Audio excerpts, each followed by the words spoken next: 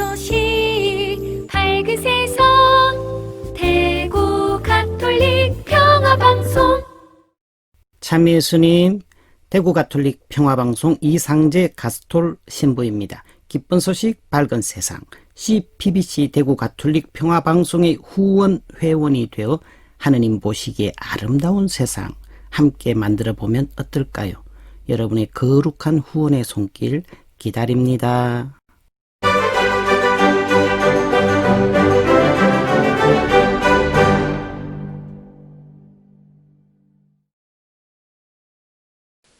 참 예수님, 안녕하십니까? 하느님에 대해서 생각하기 강의를 하고 있는 박종현 도미닉 고사비오 신부입니다.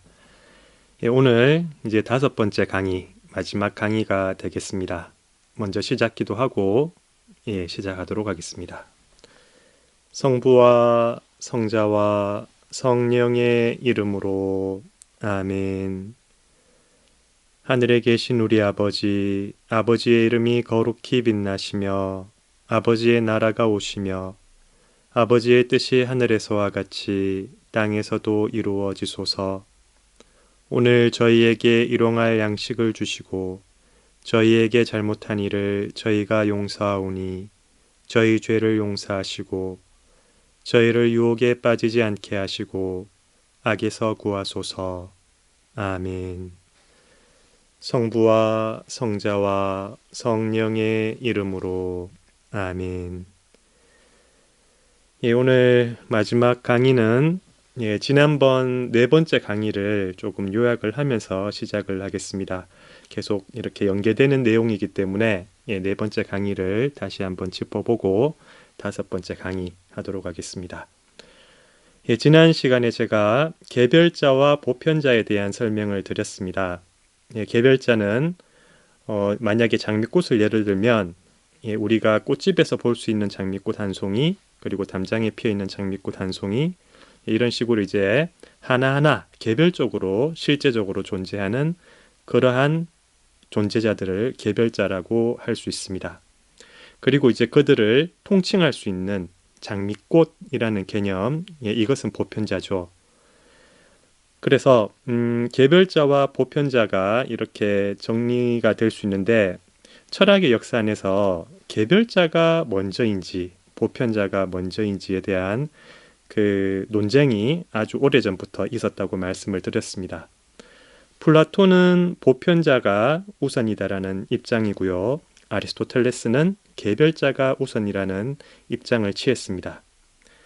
그리고 이제 중세에 이르러 철학자 아벨라르도가 개별자 속에 보편자가 들어있다라고 주장해서 그 팽팽하게 대립하던 두 입장을 중지했다고 말씀을 드렸습니다. 이 개별자와 보편자의 긴장의 관계는 존재자와 존재의 사이에서도 같이 일어난다고 말씀을 드렸습니다. 우리가 수많은 개별자들을 만나고 있죠. 세상에 존재하는 많은 수많은 개별적인 존재자들. 그리고 이제 그들을 바라보면서 우리는 하나의 개념, 그들이 존재하는구나, 존재라는 보편적인 개념을 하나 떠올립니다. 그리고 아벨라르도가 주장했던 것처럼 존재자들 속에 존재가 스며들어 있음을 알 수가 있는 것입니다. 그리고 이제 우리는 세상에서 만나는 개별적인 존재자들을 통해서 보편적인 존재로 나아갈 수 있다고 말씀을 드렸습니다. 그리고 감각과 이성에 대해서도 제가 말씀을 드렸는데요. 감각은 우리 주변에 있는 존재자들과 연결해주는 통로라고 말씀을 드렸습니다. 그리고 이성은 우리가 그렇게 감각을 통해서 만나는 존재자들에 대해서 더 많은 깊은 사유를 할 수 있도록 우리를 인도하는 역할을 하고 있습니다. 그리고 이 감각과 이성을 통해서 이제 사람은 이 세상을 바라보고 많은 것을 체험하게 되는데, 철학자 아리스토텔레스는 변화되어가는 이 세상, 변화의 과정에 있는 이 세상을 보면서 가능태와 현실태라는 개념으로 설명을 했습니다.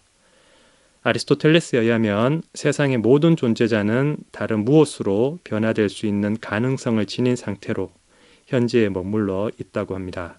그래서 씨앗이 미래의 새싹이 될 수 있고 나무가 될 수 있는 가능성을 지닌 상태로 있는 것이고, 물은 미래의 얼음이나 수증기가 될 수 있는 가능성을 지닌 상태로 있는 것이죠.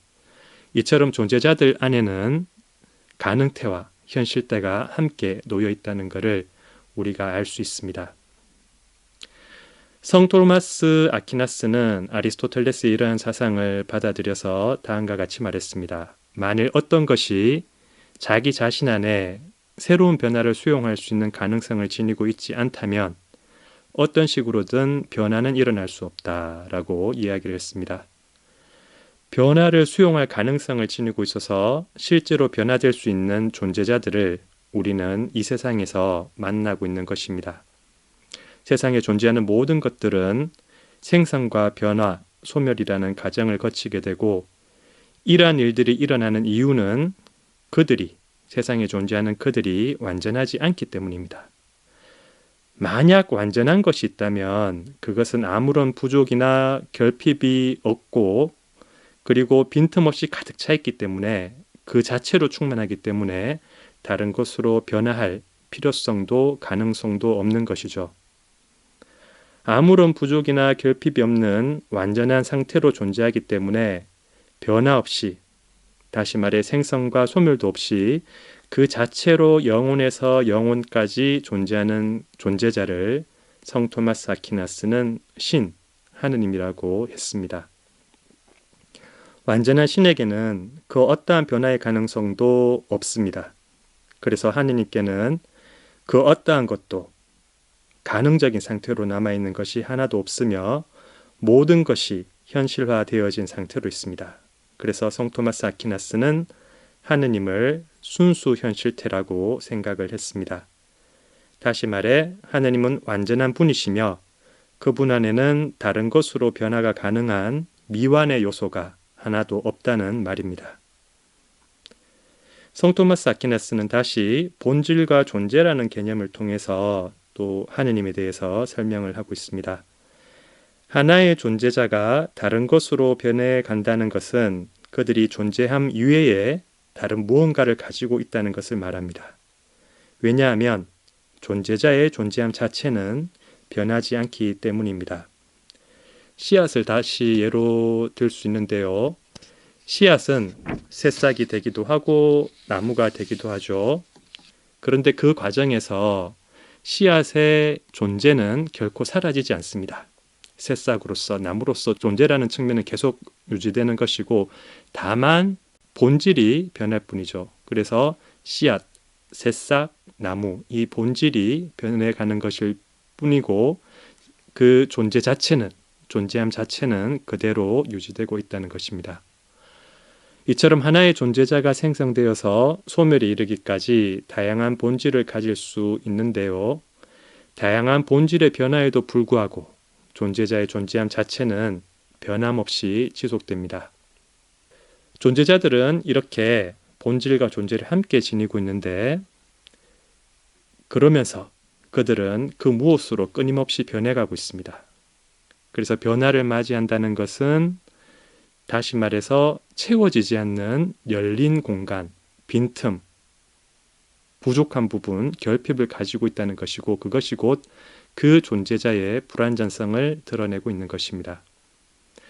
완전하고 영원한 존재자는 본질을 가지고 있지 않습니다.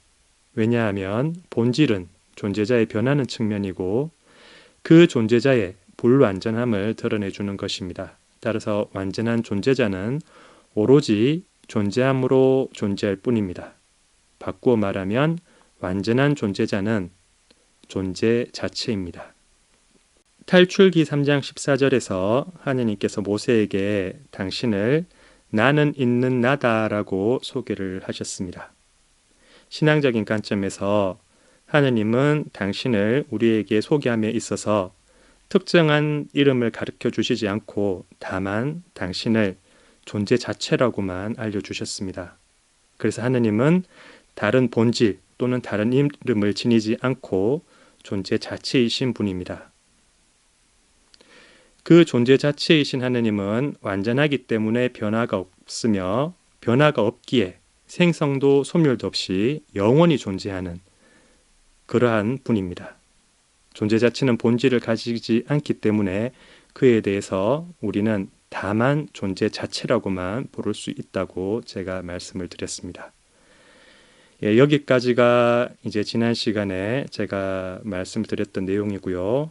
자, 오늘은 먼저 그 성체와 성렬에 대한 이야기를 조금 드리면서 시작을 해보려고 합니다. 신앙적인 관점에서 조금 말씀을 드리면 하느님은 본질을 가지지 않으시고 다만 존재 자체로 존재하시는 분이라고 제가 이야기를 드렸습니다. 그렇다면 하느님은 어떤 특정한 본질에 구속되지 않은 채로 존재하고 계십니다. 다시 말해서 하느님은 모든 것으로부터 자유로운 상태로 존재하시며 모든 것으로부터 자유로우시기 때문에 당신이 원하신다면 모든 것이 되실 수가 있는 것입니다. 좀 쉽게 말씀을 드리면 하느님은 본질을 지니지 않으신 채로 존재하시기 때문에, 즉 본질이 비워져 있기 때문에 그 어떠한 본질을 취하셔도 된다는 이야기입니다. 자, 그렇다면 여기서 제가 조금 더 이제 저의 개인적인 생각을 조금 말씀을 드리고 싶은데요. 그렇다면 빵과 포도주가 사제의 축성 기도에 의해서 예수님의 몸과 피로 변하는 성체 성사, 이 성체 성사에 대해서도 이러한 관점에서 조금 들여다볼 수 있지 않을까 생각을 해봅니다. 하느님은 어떠한 본질에 구속되지 않은 채로 존재하시기 때문에 당신이 원하시면 그 어떠한 것도 되실 수 있지 않을까 그렇게 생각을 합니다. 그렇다면 성자 하느님이신 예수님은 우리 귀에 들리고 또 우리 마음에 새겨지는 말씀이 되실 수도, 또 빵과 포도주의 모습을 지닌 성체와 성혈이 되실 수도 있지 않을까 생각을 해볼 수 있겠죠.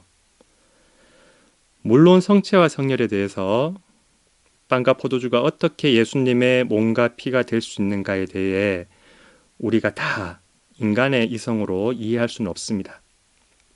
하느님의 신비의 영역이기 때문에 결코 우리 인간의 이성으로 다 이해할 수는 없지만 아주 부분적으로나마 또 단편적으로나마 이렇게 철학적인 관점에서 한번 생각해 볼 수도 있지 않을까, 저는 그렇게 생각을 해봤습니다.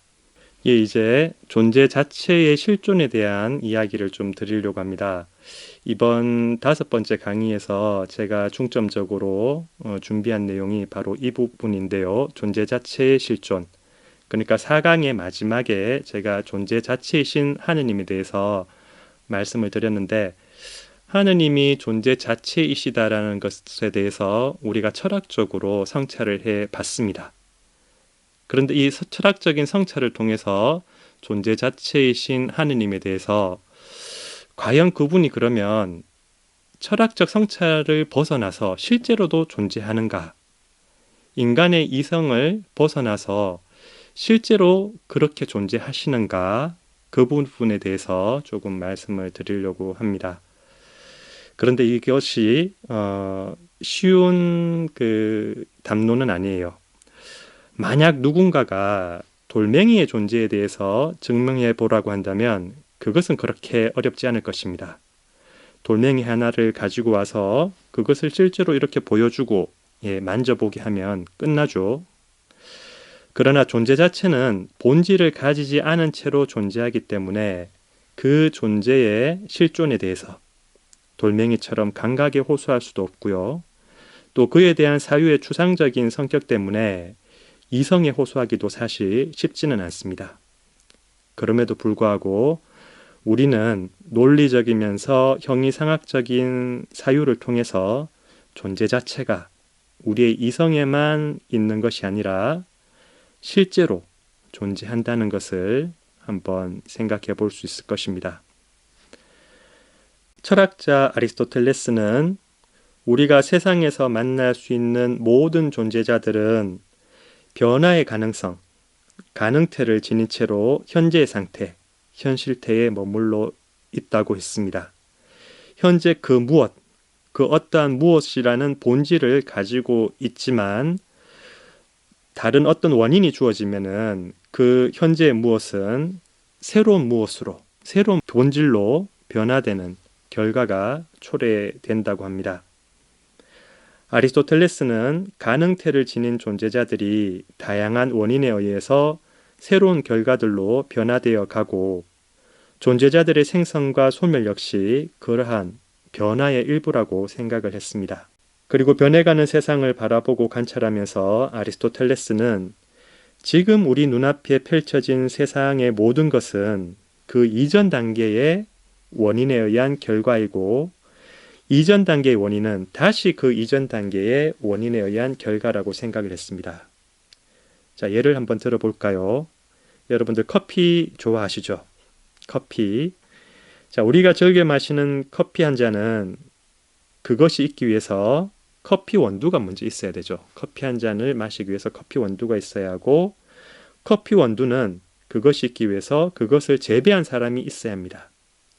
사람도 마찬가지예요. 나라는 한 사람이 있기 위해서는 나의 부모님이 계셔야 하고 나의 부모님이 계시기 위해서는 나의 할아버지 할머니가 계셔야 하고 이처럼 세상의 모든 존재자는 원인과 결과라는 연속적인 고리 관계로 서로 묶여 있고 그 관계성을 바탕으로 우리는 현재 존재하는 모든 것들의 원인들을 과거로 소급해서 추적해 볼 수 있습니다. 그런데 이러한 원인 추적의 작업이 무한대로 소급되어서 진행될 수는 없습니다. 왜냐하면 세상의 모든 것들은 원인과 결과라는 관계로 묶여 있는데요.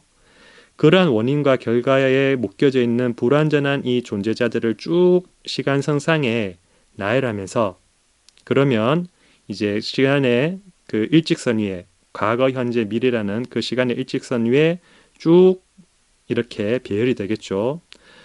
그러면서 이제 과거로 향하는 그 일직선의 한쪽 끝을 무한대로 방향 지운다면 만약에 그렇게 한다면 그것은 순간의 집합을 영원과 동일시하는 섣부른 비약이 될 뿐입니다. 불완전한 존재자들의 집합이 완전함으로 도약할 수 없고 시간의 제한을 받는 존재자들의 집합이 영원함으로 도약할 수는 없습니다. 불완전함과 완전함, 일시적인과 영원함은 근본적인 질적 차이가 있기 때문에 그렇게 해서는 안 된다는 것입니다. 그래서 현재에 펼쳐져 있는 이 세상의 모든 존재자들의 원인을 소급하여 그 이전 단계의 원인을 찾아가는 이 작업이 무한대로 나갈 수 없는 것이라면 우리는 태초에 어느 시점에서 세상의 모든 존재자를 존재하게 한 최초의 원인이 있어야 함을 생각해 볼 수 있습니다. 아리스토텔레스는 이를 최초의 부동의 원동자라고 불렀습니다. 최초의 원인은 자신 이전에 다른 것에 의해 영향을 받지 않는 것이어야 합니다. 만약에 이 최초의 원인마저도 다른 무언가에 의해서 생성되고 변화되는 것이라면 우리는 또다시 그 원인의 원인을 찾는 작업을 해야 합니다.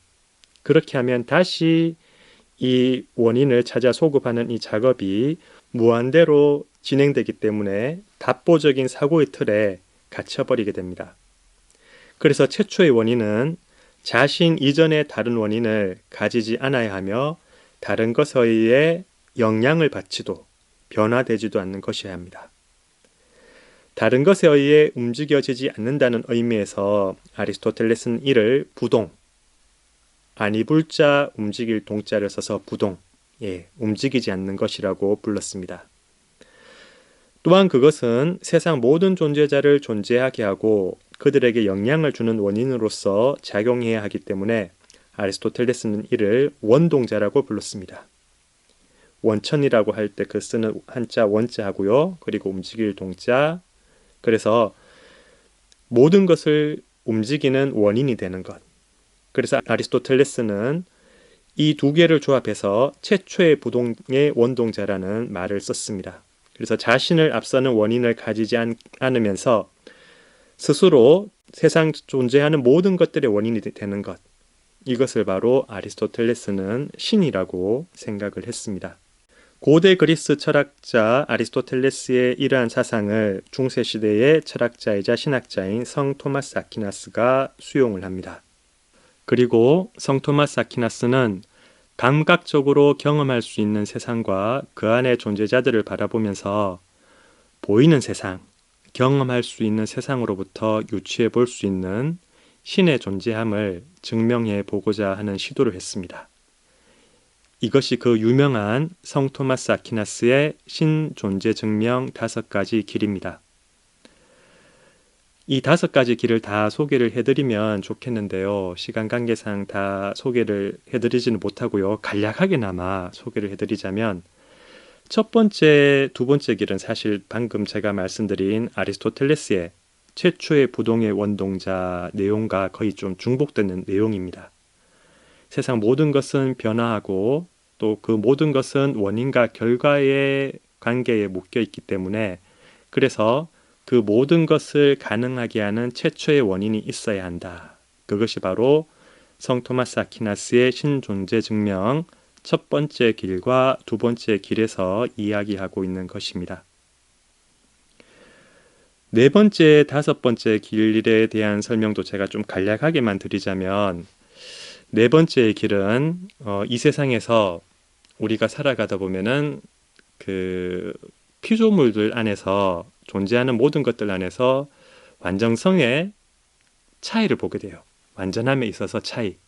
그래서 돌멩이는 돌멩이로서의 완전함을 가지고 있고 나뭇잎은 나뭇잎대로 강아지는 강아지대로 사람은 사람대로 이렇게 자연에 존재하는 이 세상에 존재하는 모든 것들은 나름대로의 완전함을 가지고 있는데 똑같이 동일하게 완전하지는 않다는 겁니다. 차이가 있죠. 돌멩이보다 사람이 낫잖아요. 예. 돌멩이 완전성보다는 사람의 완전성이 더 상위의 등급에 있다고 볼 수 있습니다. 그래서 이 세상에 존재하는 모든 것들은 그렇게 완전성에 있어서 차이, 등급이 있고요. 그렇게 볼 때 최상의 존재, 최고의 등급에 있는 어떤 존재를 생각할 수 있다는 겁니다. 그 최상의 존재가 바로 하느님, 신이라는 이야기고요. 다섯 번째 길은 목적론적 질서를 들여다보면서 하느님의 존재에 대해서 알 수 있음을 이야기하는 것입니다.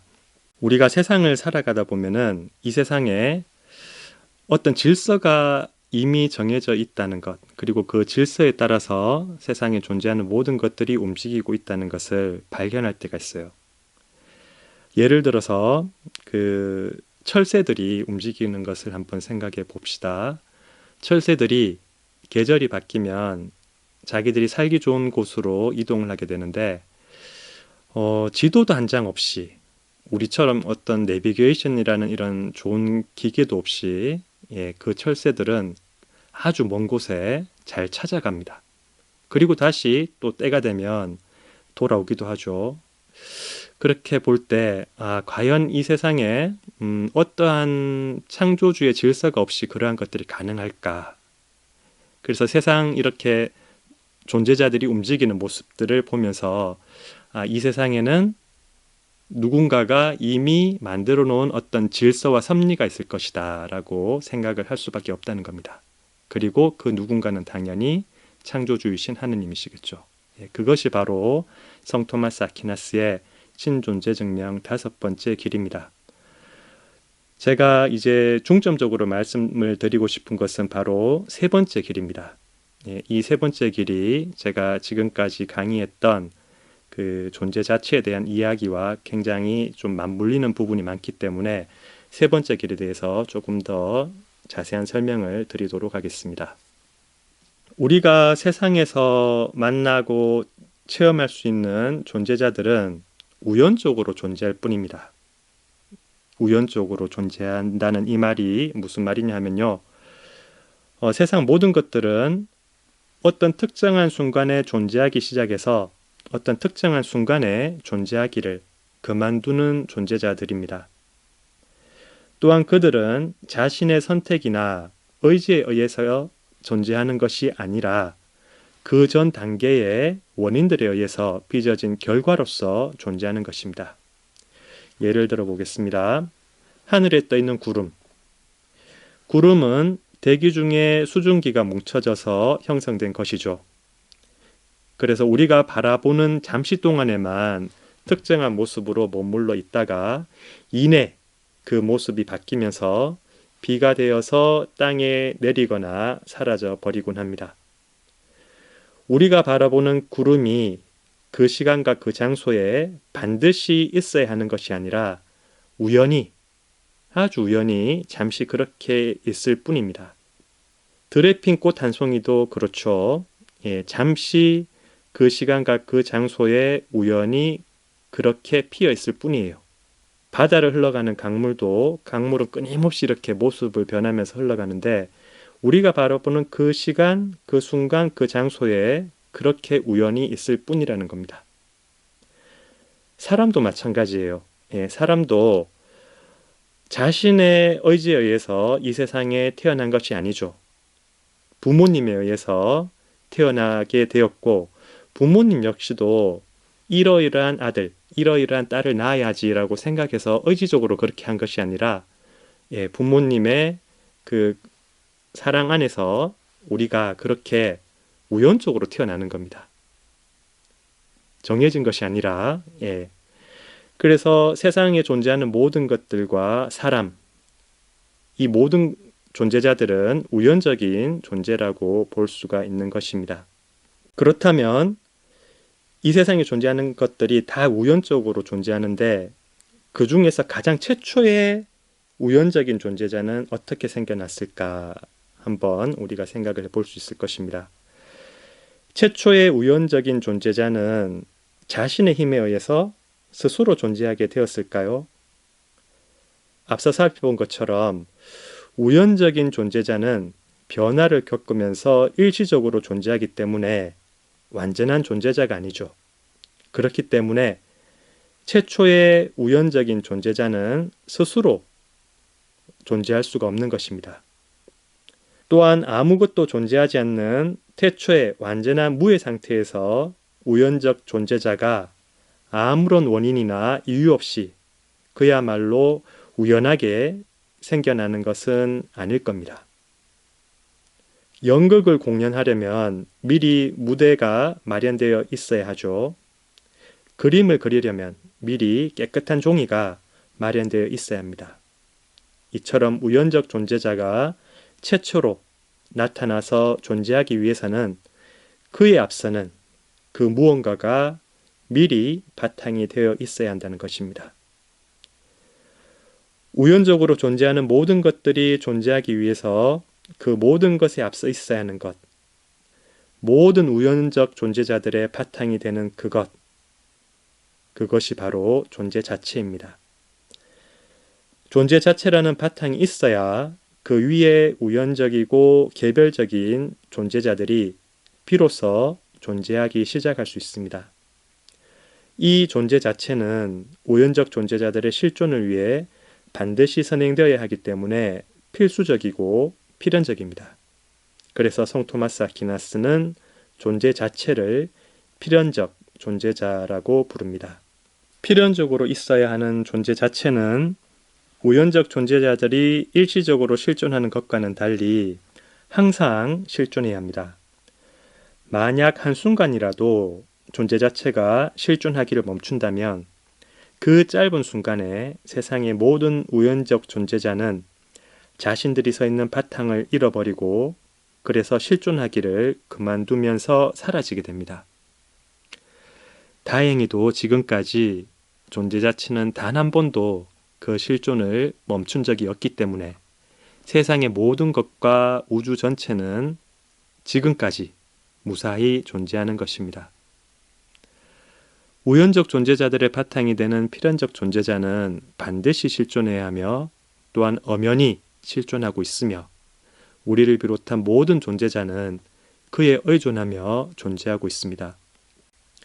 결론적으로 필연적 존재자인 존재 자체는 단 한 번도 실존을 멈추지 않기 때문에 영원히 존재하고 성 토마스는 이를 신과 하느님과 동일시했습니다.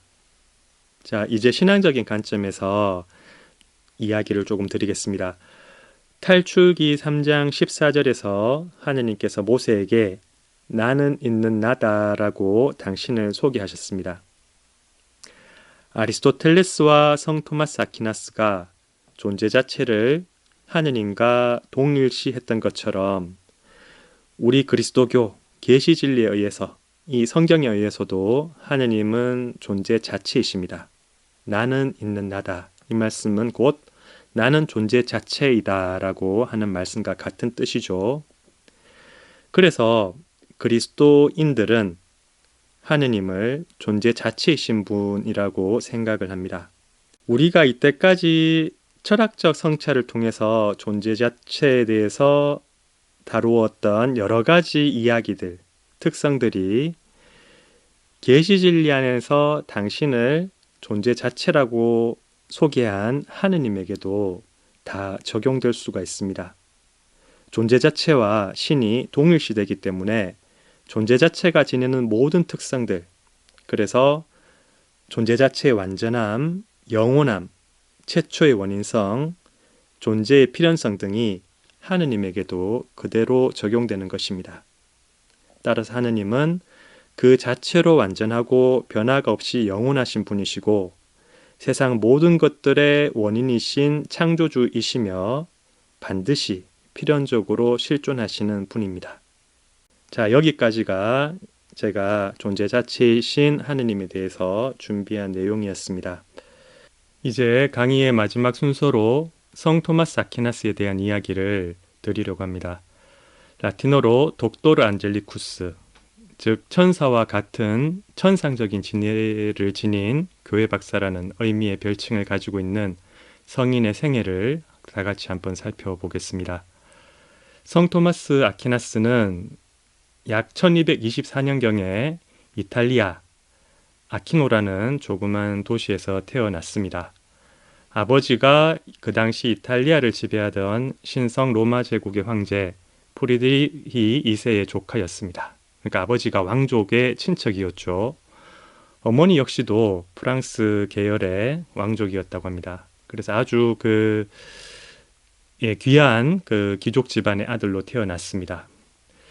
토마스 아퀴나스가 5살쯤 되던 해에 그의 부모는 그를 아키노에서 가까운 몬테카시노라는 곳에 있는 베네딕토의 수도원에 보냈습니다.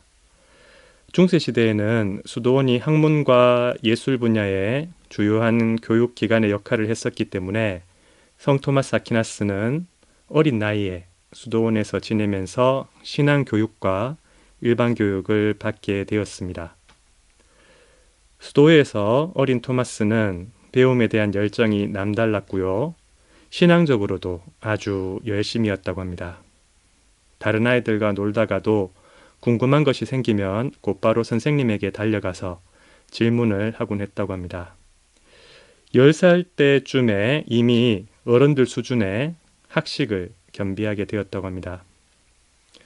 토마스 아퀴나스가 약 14살쯤 되던 해에 이탈리아 남부의 대도시 나폴리에 가서 그곳에 있는 나폴리 대학에 입학을 하게 되었습니다.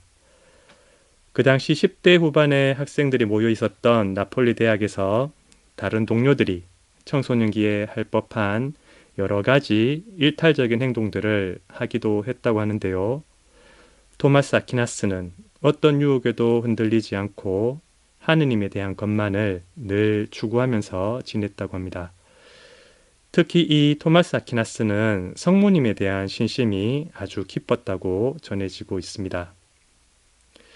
그 나폴리 대학에서 토마스 아퀴나스는 향후에 자신의 인생을 결정짓는 중대한 일을 2가지 경험하게 됩니다.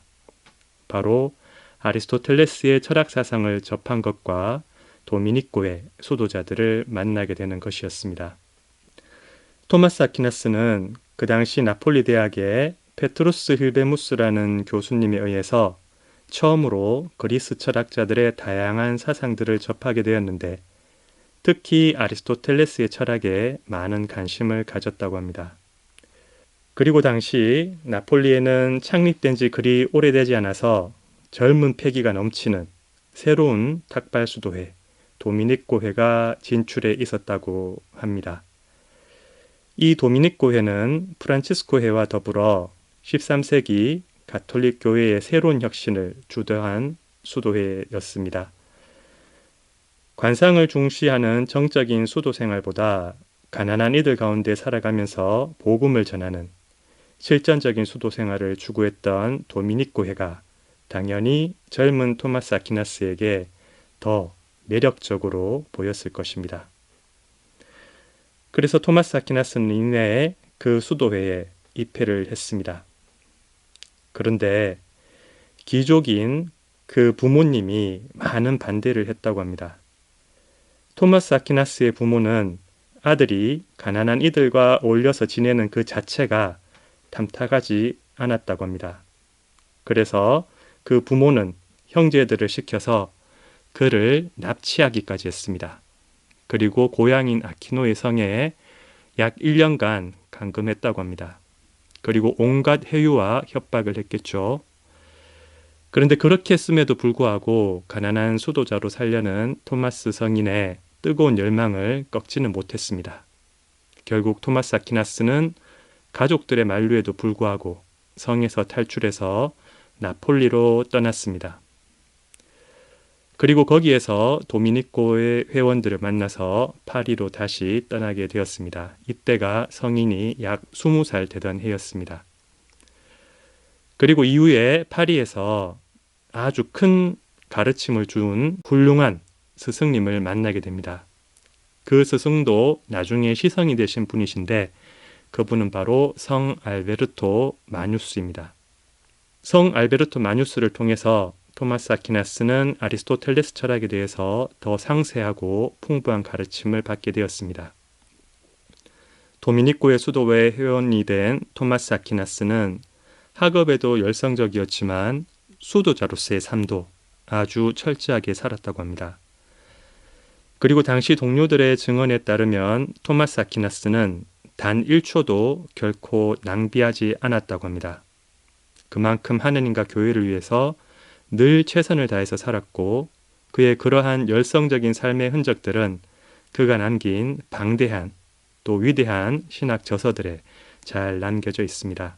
성인이 약 38살 되던 해에 1263년에 이탈리아 볼세냐에서 유명한 성체 성렬 기적이 일어나게 됩니다. 이에 그 당시 교황이셨던 울바노 4세께서 그때까지 성체에 대한 신심이 가톨릭 교회 내에서 많이 부족했다고 판단을 하셨습니다. 그리고 성체에 대한 추기를 새로이 제정해서 가톨릭 교회 전례력에 넣으시고자 했습니다. 그렇게 하기 위해서 미사 전례문과 성물도 기도서에 사용하게 될 성체에 대한 찬미가가 필요했습니다. 이에 울바노 4세 교황은 그 당시 유명했던 두 사람의 신학자에게 새로운 성체 찬미가를 지어보라고 지시를 했습니다. 그 두 사람 중에 한 사람이 바로 토마스 아퀴나스였고요. 다른 한 사람은 보나벤투라였습니다. 이 보나벤투라 역시 나중에 시성이 되신 분이시죠. 교황께서 원하셨고 교회의 모든 신자들에게 보급될 성체 찬미가는 영성적으로 완벽해야 했고 신학적으로도 오류가 없었어야 했습니다. 교황의 명을 받은 두 사람은 성체 찬미가를 작성하는 작업을 곧바로 시작했는데요. 어느 날 보나벤투라가 우연히 토마스 아퀴나스가 써놓은 찬미가를 보게 되었다고 합니다. 그 찬미가를 보자마자 보나벤투라는 그 완벽함에 감탄하면서 자신이 작성한 찬미가를 찢어버렸다고 합니다. 결국 토마스 아퀴나스의 성체 찬미가가 채택되어졌는데요. 그것이 바로 오늘 우리가 성시간에 주로 바치는 성체 찬미가입니다. 엎드려 절하나이다. 눈으로 봐 알 수 없는 하느님. 두 가지 형상 안에 분명히 계시오나 우러러 배울수록 전혀 알 길 없었기에 제 마음은 오직 믿을 뿐이옵니다로 시작되는 이 성체 찬미가를 다 알고 계시죠? 성 토마스 아퀴나스가 바로 이 성체 찬미가를 지으신 분입니다. 토마스 아퀴나스가 약 48살이 되던 1273년 12월 6일에 이때는 성인이 세상을 떠나시기 약 4개월 전이었습니다. 그날 미사 도중에 토마스 아퀴나스는 신비로운 한시 체험을 했다고 합니다. 그리고 이내 그때까지 열정을 다해서 해오던 집필 작업을 갑자기 중단하였습니다. 당시 토마스 아퀴나스는 신학대전 3부 중에 속죄에 대한 부분을 집필 중이었다고 합니다. 동료가 왜 글을 더 이상 쓰지 않습니까? 라고 물으니까 토마스 아퀴나스는 이렇게 대답했다고 합니다. 하느님께서 나타나셨을 때 말로는 형언하기 어려운 신비를 보았습니다. 내가 오랜 기간 심혈을 기울여 써온 모든 것들은 그 신비에 비하면 아무것도 아닙니다. 그리고 그날 이후로 토마스 아퀴나스의 건강이 급격하게 나빠지기 시작했다고 합니다. 그러나 토마스 아퀴나스는 극심한 병고 속에서도 늘 인내하는 모습과 부드러운 모습을 보여주었다고 합니다. 1274년 교황 그레고리오 10세가 리옹 공의회를 열기로 결정하고 그 당시 나폴리에 머물고 있었던 성인을 초청하였습니다. 토마스 아퀴나스는 공의회 참석을 위해서 아픈 몸을 이끌고 먼 여정길을 떠났습니다. 하지만 나폴리를 떠난 지 얼마 되지 않아서 병세가 더욱 악화되어서 나폴리와 로마 사이에 있는 포사노바라는 곳에 시토의 수도원에 머무르게 되었습니다. 거기에서 임종을 예감한 그 성인은 마지막 고해 성사를 했고 영성체를 모셨다고 합니다. 그리고 이렇게 말했다고 합니다. 나는 이 거룩한 성체와 다른 성사들에 대해서 그리스도께 대한 믿음과 거룩한 로마 교회에 대한 믿음에 따라 많은 저수를 했고 여러 차례에 걸쳐 가르쳐 왔습니다. 이제 나는 내가 가르쳤던 전부를 거룩한 교회의 판단에 맡깁니다. 이 말을 남기고 얼마 지나지 않아서 성인은 죽음을 맞이했습니다. 때는 1274년 3월 7일이었고 성인의 나이는 약 49이었습니다. 1323년에 교황 요한 22세에 의해서 시성이 되셨고요. 1567년에 교황 비오 5세께서 성인을 교회학자로 선포하셨습니다. 그리고 1879년에 교황 레오 13세께서 성 토마스 아퀴나스의 신학을 가톨릭 교회의 공식 가르침으로 선포하셨습니다. 방금 성 토마스 아퀴나스의 생애를 살펴보면서 알 수 있었던 것처럼 그리고 제가 앞서 강의했던 존재에 대한 이야기에서 알 수 있는 것처럼 성 토마스 아퀴나스의 신학은 그 중에서도 특히 형이상학은 아리스토텔레스 철학에 바탕을 두고 있습니다. 그러나 아리스토텔레스의 사상을 바탕으로 하는 성 토마스 아퀴나스의 신학적 연구가 처음부터 순탄하기만 했던 것은 아닙니다. 그에 대한 이야기를 드리기 위해서 간단하게나마 그리스도교 철학과 신학의 역사를 소개해 드리도록 하겠습니다. 예수님께서 약 2000년 전에 이 땅에 오셔서 당신의 삶과 십자가 순환과 죽음, 부활과 승천을 통해서 하느님과 그분의 나라에 대해 가르쳐 주셨습니다. 그때부터 예수님을 따르는 사람들이 무리를 이루게 되었고 교회 공동체가 생겨났습니다.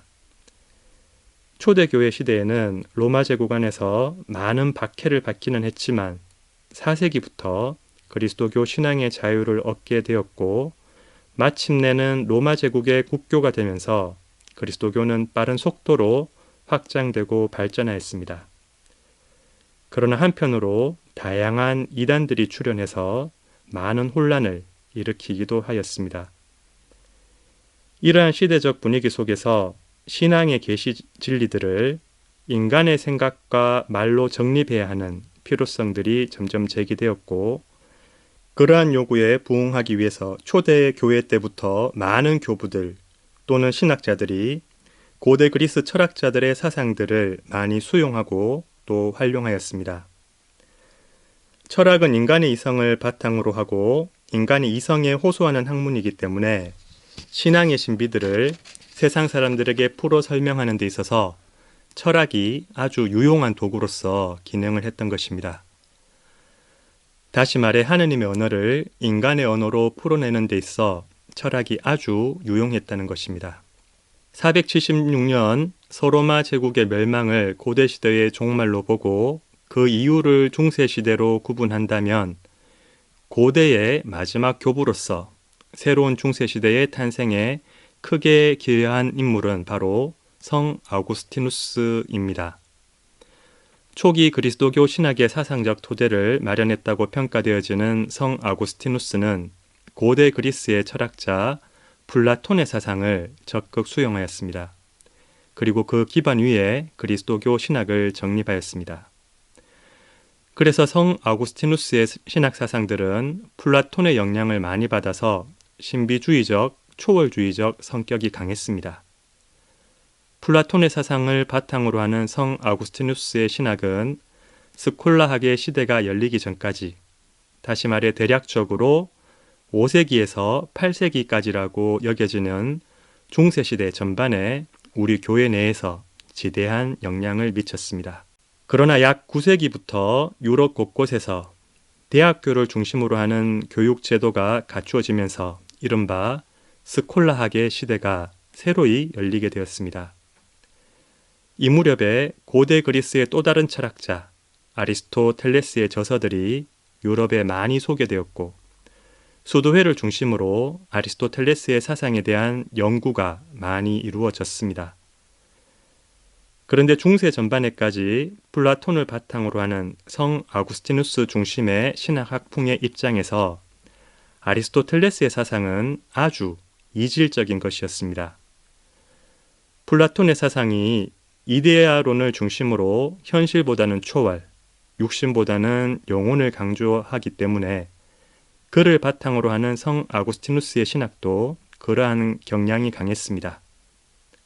그에 비해서 아리스토텔레스의 사상은 초월로 향하는 출발점으로서 현실을 긍정하고 인간 영혼의 중요성과 함께 현실의 세상을 인간이 접하는 방식인 감각에 대한 중요성도 관가하지 않습니다. 따라서 플라톤적인 사상에 익숙한 신학자들의 입장에서 볼 때 아리스토텔레스의 사상은 저속하고 위험하며 극단적으로 보면 이단적인 것으로 간주되기까지 했습니다. 아리스토텔레스의 사상이 처음 전해졌을 때 그 당시 사람들의 경계심을 잘 보여주는 소설이 한 권 있습니다. 움베르토 에코의 장미의 이름이라는 소설인데요. 숀 코넬리 주연의 영화로 제작되기도 했습니다. 이 장미의 이름이라는 작품을 보면 수도원의 비밀서고에 위험한 책이 감추어져 있습니다. 그리고 그 책에 다른 수사들이 접근하지 못하도록 호르헤라는 수사가 지키고 있었습니다. 그 책에 관심 있어 하던 몇몇 수사들이 독사를 당했는데요.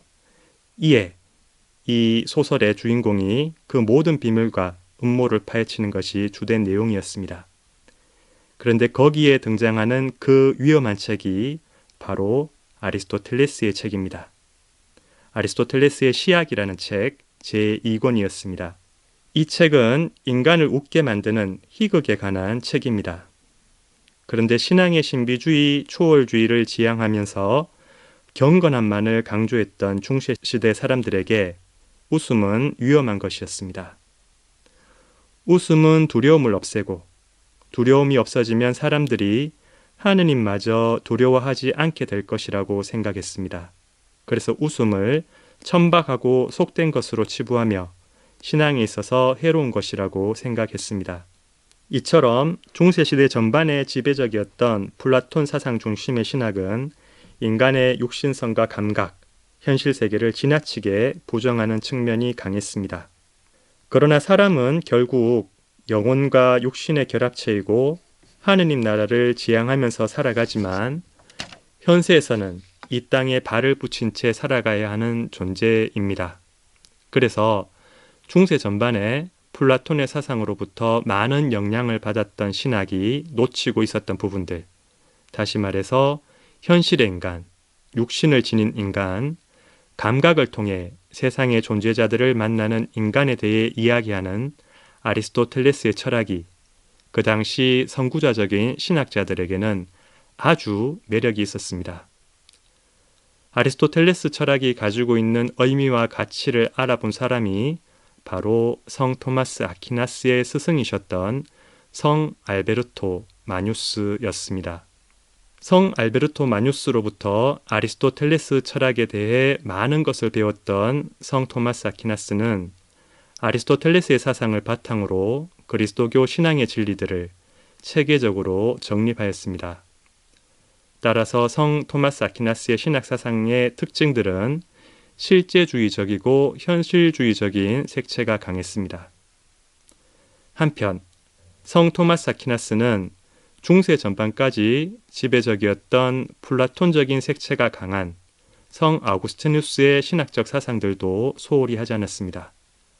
그리고 그리스도교의 기존 철학과 신학 사상들을 집대성하고 종합하여 하나의 체계적인 틀을 만들려고 노력하는 가운데 성 아우구스티누스의 신학 사상들을 적절히 수용하기도 했습니다.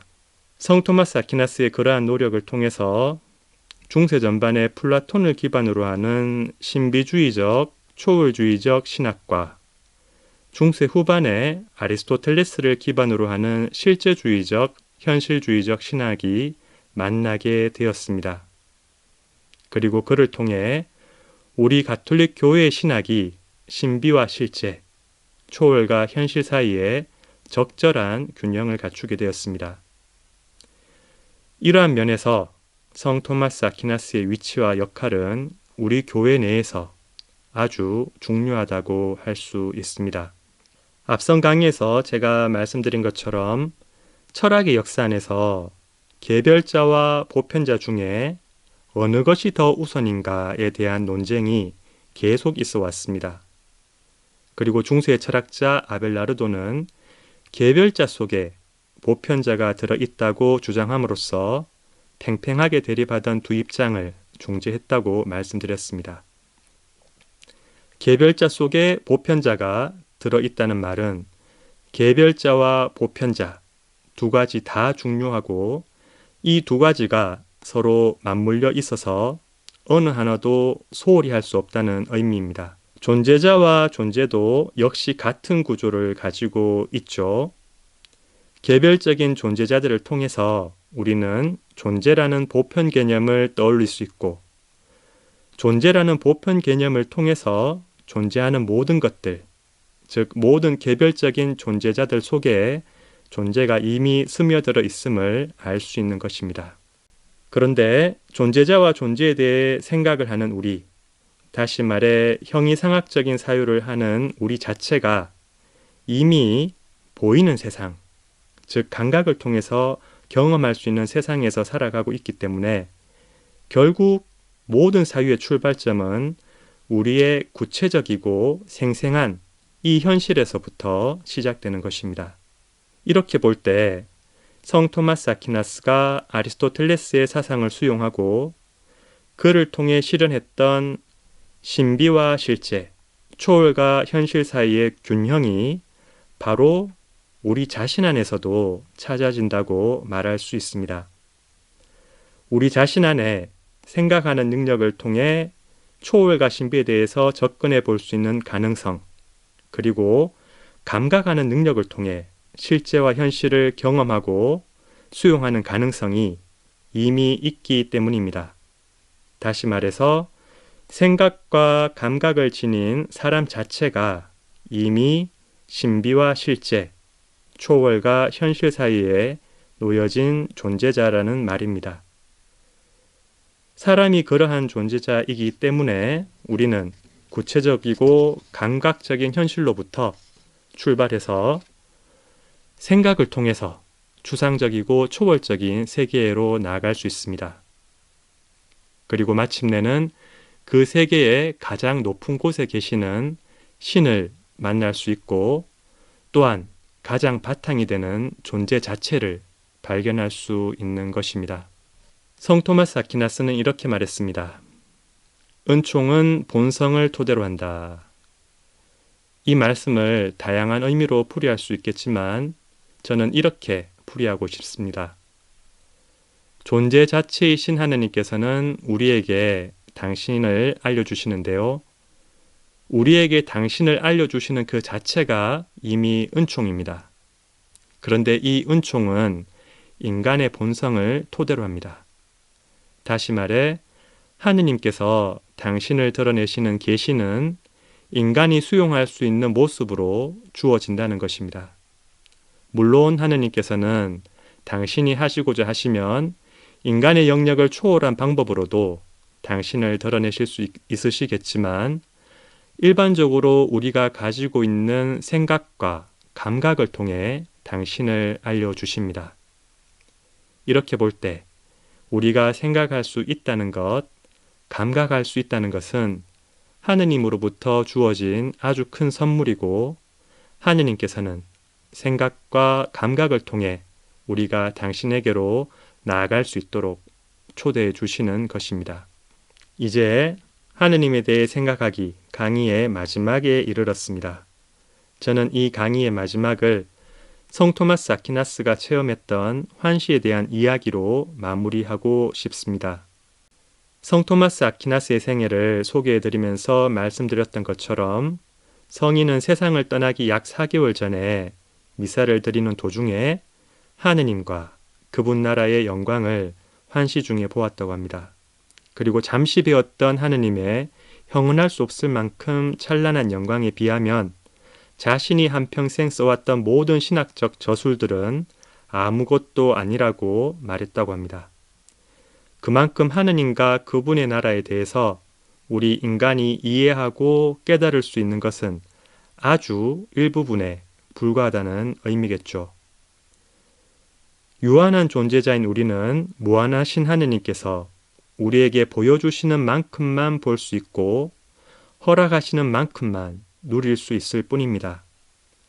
아직까지 우리는 하느님에 대해서 아는 것보다 모르는 것이 훨씬 더 많고 그러한 이유로 우리는 하느님 앞에서 늘 겸손해야 하는 것입니다.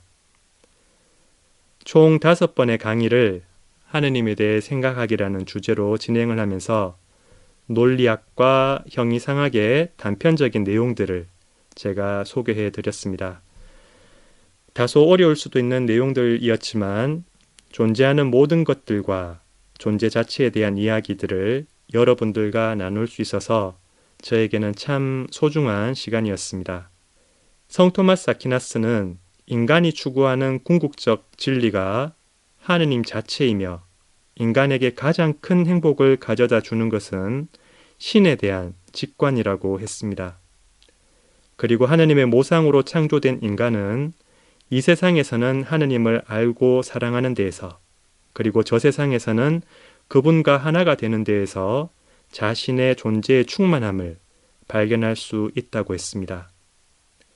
존재 자체이신 하느님에 대해 함께 생각해 보았던 이 시간들이 여러분들에게 조금이나마 행복하고 충만한 시간이었기를 희망해 봅니다.